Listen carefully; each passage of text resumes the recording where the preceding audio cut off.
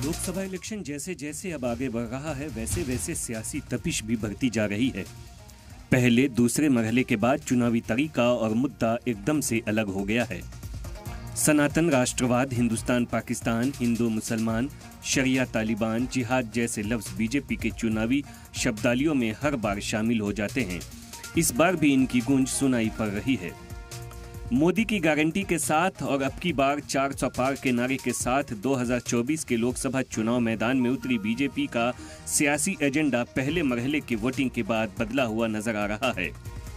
कांग्रेस को मुल्क के इक़्तिदार से बेदखल हुए 10 साल हो गए और मोदी हुकूमत का दूसरा टर्म भी पूरा हो रहा है, लेकिन इंतखाबी तशहीर में पुरानी बातें फिर से गूंजने लगी हैं। दूसरे मरहले की वोटिंग के बाद से पीएम मोदी ने हिंदुत्व के पिच पर बिसात बिछानी शुरू कर दी और कांग्रेस को मुस्लिम परस्त पार्टी बताने में जुटे हैं।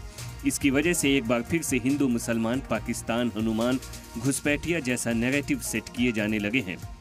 पीएम मोदी समेत बीजेपी की पूरी टीम मुसलमानों को निशाना बनाते हुए वोट अपने हक में लेने की पूरी कोशिश में है। बिना मुसलमान का नाम लिए बीजेपी की कोई रैली पूरी नहीं होती। यही वजह है कि बिहार में आरजेडी लीडर तेजस्वी यादव ने बीजेपी पर जबरदस्त हमला बोला है। तेजस्वी कह रहे हैं कि मुल्क के वजीर आजम, सदर जमहूरिया, तीनों आर्मी चीफ, सारे चीफ मिनिस्टर, सारे गवर्नर हिंदू मजहब के हैं, फिर भी वो कहते हैं कि हिंदू खतरे में है। हम लोग तो बता दिए कि हम लोग क्या कर रहे हैं।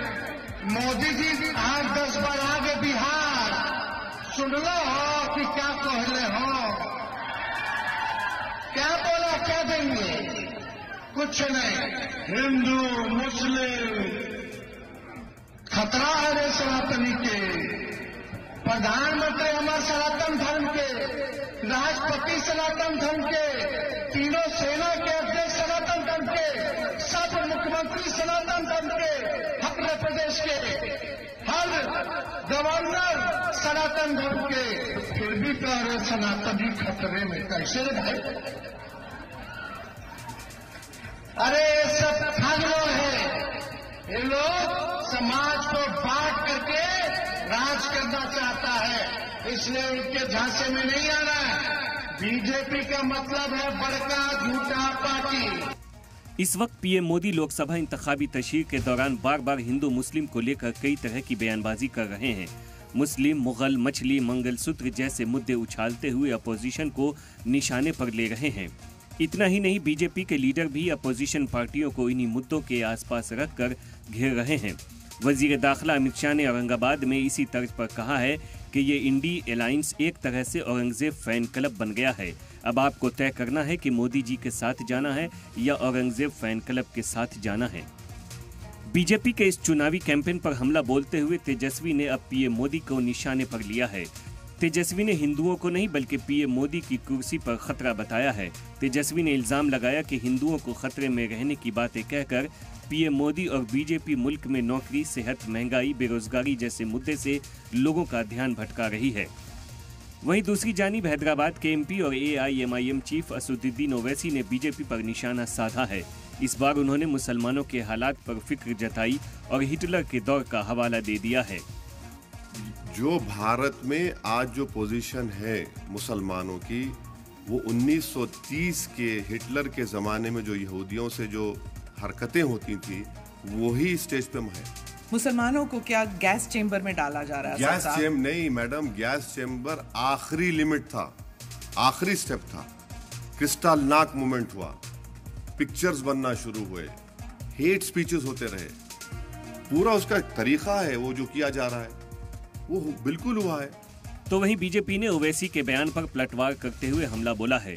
बीजेपी लीडर जी किशन रेड्डी ने कहा है कि हिंदुस्तान में मजहब की बुनियाद पर रिजर्वेशन की मुखालिफत खुद बाबा साहब अम्बेडकर ने किया था। बीजेपी उसी बात को दोहरा रही है। कोई रिलीजियस के खिलाफ नहीं है, मगर जो रिजर्वेशन है, रिजर्वेशन के बारे में भारतीय जनता पार्टी जो हाईकोर्ट का जजमेंट है अनकॉन्स्टिट्यूशनल है, यही प्रधानमंत्री रिफर कर रहे हैं।